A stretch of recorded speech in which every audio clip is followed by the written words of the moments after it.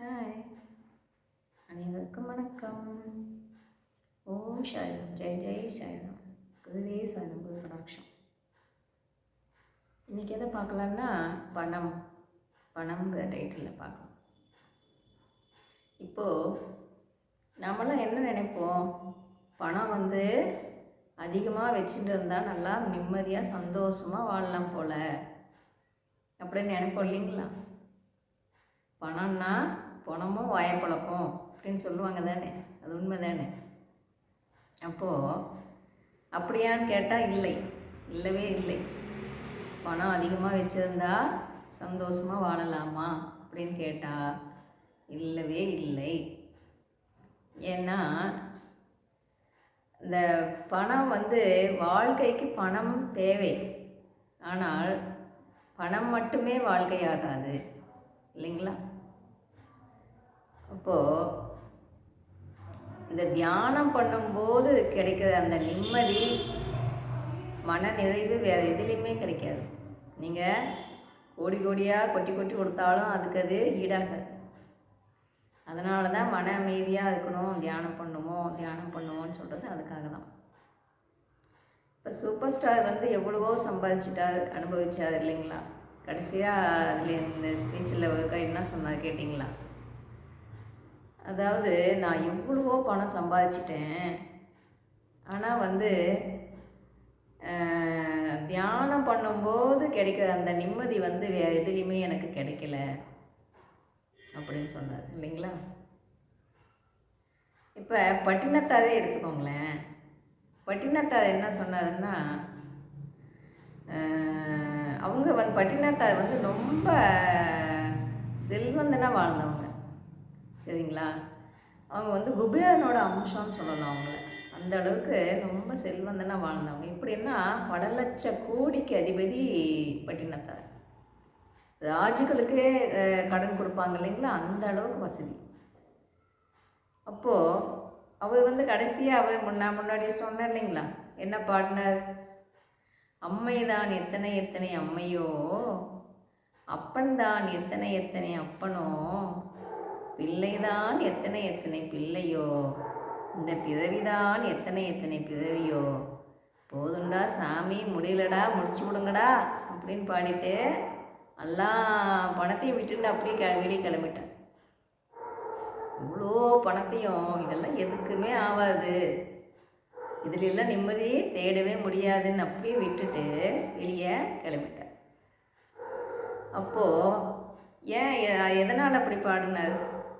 அதாவது இந்த பிறவியில் இந்த அம்மா இந்த அப்பா, இதுக்கு முன்னே எத்தனை பிறவி வந்தோமோ தெரியல, அதில் எத்தனை அம்மா எத்தனை அப்பாவோ எத்தனை பிள்ளையோ தெரியல, இது எத்தனாவது பிறவின்னு தெரியல, போதுண்டா சாமி, முடியல, முடிச்சு விடுங்கடான்னு பட்டினத்தாரே பாடுறாருன்னா கேட்டுக்கோங்களேன். அப்போ பணத்தில் நிம்மதி கிடைக்குமா, கிடைக்குதா இல்லையா அப்படின்னு நாமளே தெரிஞ்சுக்கலாம் இல்லைங்களா? அவங்க நவரத்தின வியாபாரி, முத்து மாணிக்கம் இதெல்லாமே வியாபாரம் பண்ணவங்க. அப்போது அவ்வளோ வசதியாக பல லட்ச கோடிகளுக்கு அதிபதியான அவரே இப்படின்னு சொல்லிட்டு போயிட்டாருன்னா, அப்போ அதில் அதிலேருந்தே நாம் தெரிஞ்சுக்கலாம்ல, பணத்தினால நிம்மதி கிடைக்குதா கிடைக்கலையான்னு. அப்போது இதுலேருந்து என்ன தெரிஞ்சுக்கலாம் நாம்? பணத்தினால் மட்டும் நிம்மதி கிடைக்குமான்னா கிடைக்காது. நாம் நிம்மதியை வெளியே தேடக்கூடாது, உள்ளுக்குள்ளே தான் தேடணும் இல்லைங்களா? உள்ளுக்குள்ளே தேடும்போது மட்டும்தான் நிம்மதி கிடைக்கும். அது எப்போ கிடைக்கும்னா, தியானம் பண்ணும்போது மட்டும்தான் மனசு அமைதியாகும் மட்டும்தான் நிம்மதி கிடைக்கும், இல்லைன்னா கிடைக்கவே கிடைக்காது. எனி டைம் தாட்டு ஓடிக்கிட்டே இருக்கு இல்லைங்களா? ஓடும்போது எப்படி நிம்மதி கிடைக்கும்? அப்போது மனசு எப்போ அமைதியாகும்னா அந்த தாட்டு கம்மியாகும் போது மட்டும்தான் மனமற்ற நிலைக்கு எப்போ போக முடியும்? மனமற்ற நிலை தான் ரொம்ப முக்கியம்னு சொல்கிறாங்க. அப்போது மனமற்ற நிலைக்கு எப்போ நாம் போக முடியும்னா, கொஞ்சம் நேரம் அந்த பயிற்சியெல்லாம் பண்ணிட்டு உட்காந்துட்டு இருக்கும்போது மட்டும்தான், கொஞ்சம் நேரம் 1 நிமிஷமோ 2 நிமிஷமோ அந்த மனமற்ற நிலையில் நம்மளை உட்கார வைக்கும். மூச்சு பயிற்சி பண்ணிவிட்டு உட்காந்துட்டு இருக்கும்போது மட்டும்தான் அந்த மனமற்ற நிலையில் நம்மளை உட்கார வைக்கும் இல்லைங்களா? அதனால தான் அந்த மூச்சு பயிற்சி என்னன்னு சொல்லுவாங்கன்னா, சாகாமல் சாகும் கலை அப்படின்னு சொல்லுவாங்க. என்னது? சாகாமல் சாகும் கலை. மூச்சை நிப்பாட்டி பயிற்சி பண்ணுறோம் இல்லைங்களா, அதனால தான் அப்படின்னு சொல்கிறாங்க. அப்போது நான் முன்னையே சொன்னது போல் மூச்சுக்கும் மனசுக்கும் கனெக்ட் உண்டு. அப்போ மூச்சு பயிற்சி மட்டும் பண்ணும்போது மட்டும்தான் அந்த மனமானது அமைதியாக ஆகும். அப்போ மனசு அமைதியாக ஆகும்போது மட்டும்தான் நம்மளுக்கு வந்து நல்ல வேலையை நல்லா பண்ண முடியும், ஸ்ட்ரெஸ் ஆகாது. இப்போ ஏதாவது ஒரு பிரச்சனைனா நாங்கள் டென்ஷனாக இருந்தோன்னு வைங்களேன், அப்போ வந்து அதுக்கு என்ன பண்ணலான்னே எங்களால் அது ஒன்றும் கண்டுபிடிக்கவே முடியாது. இப்போ ஏதாவது ஒரு குழப்பத்தில் இருக்கும், அதுக்கு விட கண்டுபிடிக்கணும்னு வைங்களேன், அப்போ என்ன பண்ணணும்னா அமைதியாக யோசிக்கணும். உள்ளுக்குள்ளே எந்த சிந்தனையும் இல்லாமல் அமைதியாக உட்காந்துட்டு இருக்கும்போது பகவான் சொல்லியிருக்காரு இல்லைங்களா, நீ அமைதியாக இருக்கும்போது எந்த சிந்தனையும் இல்லாமல் இருக்கும்போது உன் வேலையை நான் தான் பார்ப்பேன், நீ பார்க்க தேவையில்லைன்னு சொல்லியிருக்காரு. அப்போது நாம் அமைதியாக எந்த இதுவும் இல்லாமல் அப்படியே டென்ஷன் ஆகாமல் யோசிச்சோன்னு வைங்களேன், ஒவ்வொன்றுக்கும் பதில் டக்கு டக்குன்னு கிடைக்கும். நாம் என்ன பண்ணுவோம், உடனே வந்து ஏதாவதுன்னா உடனே டென்ஷன் ஆகும். டென்ஷன் ஆகும்போது எண்ணங்கள் வந்து ஒரு நிலையாக இருக்காது. அப்போ நம்மளால் கண்டுபிடிக்க முடியாது இல்லையா. அப்போது எந்த டைம்லேயும் வந்து நம்ம மனதை வந்து அமைதியாக கையாளும்போது நாம் எதை தேடினாலும் அதுக்கு உண்டான விட உடனே கிடைக்கும்.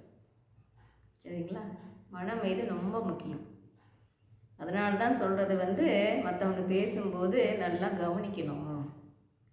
தியானம் பண்ணுறவங்க நல்லா கவனிங்க, எனி டைம் அவேர்னஸாக இருக்கும்.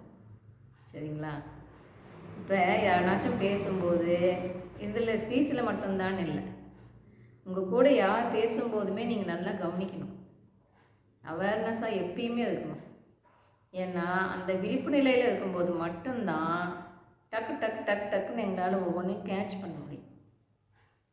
ஏதாவது ஒன்று நடக்குதுன்னா ஒரு விஷயம் இல்லாமல் ஒரு சம்பவம் நடக்கவே நடக்காது. அதனால் பகவான் எது நமக்கு சொன்னாலுமே அதிலேருந்து ஒரு லெசன் எடுப்பார் நம்மளுக்கு. அதனால் இது எதுக்கு இப்போ நடக்குது, அது எதுக்கு இப்போ நடந்துச்சு அப்படின்னு யோசிக்காமல் அது மூலிமா பகவான் என்ன சொல்கிறார் அப்படி தான் யோசிக்கணும். சரிங்களா, நான் எதுக்கு வந்து பணத்தையே தேடி போயிட்டே இருக்கக்கூடாதுன்னு சொன்னேன். பணம் தேவை, பணத்தை நோக்கி போகணும், இல்லைன்னு சொல்லலை. ஆனால் கூடவே இந்த ஞானத்தையும் கற்றுக்கணும். இப்போ நம்ம இதில் வந்து தியானத்தில் பூந்துட்டு அது வேணும் இது வேணும் அது வேணும் இது வேணும் அப்படின்னு ஆசைப்பட்டால் கிடைக்காதுன்னு இல்லை. ஆனால் பகவான் பார்ப்பார் இல்லையா, நாங்கள் வந்து இந்த பணத்துக்கு ஆசைப்பட்டு தான் இதில் போய்கிட்டு இருக்குமா இல்லையான்னு பார்ப்பார் இல்லைங்களா. அப்போது அந்த பணத்துக்கு ஆசைப்பட்டு மேலே நம்ம கேட்கும்போது என்ன ஆகும், இந்த அவனுக்கு பணம் தான் தேவையா, பணத்தாசை என்ன உடலையா, இந்த வச்சுக்கோ அப்படின்னு குறிப்பிட்ட அளவு கொடுப்பார். கொடுத்துட்டு அதோடு நிறுத்திடுவார், அதுக்கு மேற்கொண்டு போக மாட்டார். சரிங்களா, அதனால தான் எதையும் நாம் கேட்கக்கூடாதுன்னு சொல்கிறேன். அப்போ உனக்கு இன்னும் ஆசை விடலை, பணத்தாசையில் தான் பண்ணிட்டு இருக்கியா நீ அப்படின்னு சொல்லிவிட்டு இந்தா நீ வச்சுக்கோன்னு கொடுத்துட்டு அதோடு நிப்பாட்டிடுவார். நீ வச்சு அதிலே அனுபவிச்சுக்கோ அப்படின்னு. நாம் அந்த பணத்துக்காக ஆசைப்பட்டு அதில் கேட்காம அடுத்தடுத்த ஞானத்தை தேடி போனோன்னு வைங்களேன், தன்னால் எல்லாமே நம்மளை தேடி வந்துடும். அதுதான் இதில் இருக்கிற ரகசியமே அதுதான். அப்போது எதையும் கேட்க வேணாம், நம்ம பாட்டுக்கு நாம் பகவான் சந்தோஷமாக ஹாப்பியாக உட்காந்து நம்ம செஞ்சுட்டு எழுந்திரிச்சோன்னு வைங்களேன், அப்படியே அன்றைக்கி நல்லா இருக்கும், அன்றைக்கி முழுக்கவே ஹாப்பியாக இருக்கலாம். இப்போ நம்ம ஏதாச்சும் எதிர்பார்த்து உட்காந்து செஞ்சுட்டு திரும்ப கிடைக்கலங்கும் போது என்ன ஆகுது, எனர்ஜி ஃபுல்லாக ஆகிடுது. அப்போ வந்து இப்போ நீங்கள் நினச்சி பாருங்களேன், மன அழுத்தமாக இருக்கும்போது எப்பயுமே என்ன ஆகும், உடம்புல தியானம் பண்ணுறோமோ இல்லையோ மன அழுத்தம் ஆகிடுச்சின்னு வைங்களேன், உடம்புல இருக்கிற ஆற்றலெல்லாம் கீழே இறங்குலாப்புல ஆகிடும், சக்தி முழுக்க போனாப்புல ஆகிடும் மன அழுத்தமாக இருக்கும்போது. அதனால தான் தயவு பண்ணி மனசுக்கு அழுத்தத்தை கொடுக்காதீங்கன்னு சொல்கிறது. அதனால தான் அந்த எனர்ஜி ஃபுல்லாக அப்படியே கீழே விட்டாப்புல ஆகிடும். அப்போது நாங்கள் தியானம் பண்ணும்போது நல்லா எனர்ஜி ஃபுல் பண்ணிவிட்டு நாங்கள் ஹாப்பியாக உட்காந்துட்டு பகவான்கிட்ட ஒப்படைச்சிட்டு நம்ம பண்ணிவிட்டு எழுந்திரிச்சிக்கணும். அப்போ அன்றைக்கி நாள் முழுக்க ஹாப்பியாக இருக்கலாம். நம்மளுக்கு இப்போ நம்ம பிள்ளைங்களுக்கு எப்பப்போ என்னென்ன பண்ணணும்னு நாங்கள் வந்து பண்ணுவோம் இல்லைங்களா, பார்த்து அதுபோல் பகவான் நம்மளுக்கு எப்போ எது தேவையோ கொடுப்பார். பகவானை நம்பிட்டு பகவான்கிட்ட ஒப்படைச்சிட்டு நம்ம பாட்டுக்கு நாம் பண்ணிகிட்டு இருக்க வேண்டியது தான் நம்மளோட வேலை. சரிங்களா? ஆகையினால் தினமுமே உட்காந்து பண்ண வேண்டியது தான் நம்ம வேலை. மீதியை பகவான் பார்த்துப்பார்.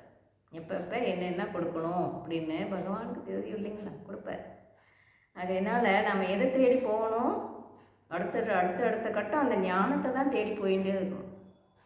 அந்த ஞானத்துக்கு எத்தனை கோடி பணம் கொட்டி கொடுத்தாலும் ஈடாகாது. ஆகையினால் அடுத்தடுத்த ஸ்டெப் என்ன அப்படின்னு அதை நோக்கி தான் போகணும். இப்போ எதையாவது ஒன்று பார்த்துட்டோம், தியானம் பண்ணும்போது பார்த்தோம் அப்படின்னா கூட அதிலே நிற்கக்கூடாது. அதுக்கடுத்தது என்னன்னு அப்படி தான் போயிட்டே இருக்கணும். எதையுமே கேட்டு போகக்கூடாது. நாமளே அதை பார்த்துட்டு அப்படியே தெரிஞ்சுட்டு அடுத்தடுத்ததுக்கு போய்கிட்டே இருக்கணும். சரிங்களா? அப்போ ரொம்ப ஹாப்பியாக இருக்கும் மனசு. எதையுமே எதிர்பார்க்காம உட்காந்து செய்யும்போது இவ்வளோ ஆனந்தங்க. பகவானே, அப்பா நீ பார்த்துக்கோ, நீ பார்த்து ஒவ்வொன்றும் செய்வ, நீயே தான் ஒன்று நின்று எல்லாமே செஞ்சு கொடுக்கணும் அப்படின்னு சொல்லிட்டோன்னு வைங்களேன், பகவானுக்கு சொல்லவா வேணும்? முன்னாடி நின்று எல்லாத்தையுமே ஒவ்வொன்றா கச்சிதமாக செஞ்சு கொடுத்துருவார். அடிக்கடி என்கிட்ட என் குருநாதர் சாய்பாபா சொல்லிகிட்டே இருப்பார், நீ எதுக்குமே கவலைப்படாதம்மா, உன் வீட்டு விசேஷத்துலேருந்து எல்லாமே நானே முன்னாடி நின்று உனக்கு கச்சிதமாக செஞ்சு கொடுப்பேன், நீ எதை பற்றியுமே கவலைப்படாத அப்படின்னு சொல்லிகிட்டே இருக்கு. அப்படி நீங்கள் ஃபுல்லாக சரணாகதி அடைஞ்சிட்டோன்னு வைங்களேன், நம்மளை பற்றி நாம் கவலைப்பட தேவையில்லை. ஒவ்வொன்றா நம்மளுக்கு என்ன வேணுமோ அவங்களே நம்மளுக்கு செய்வாங்க.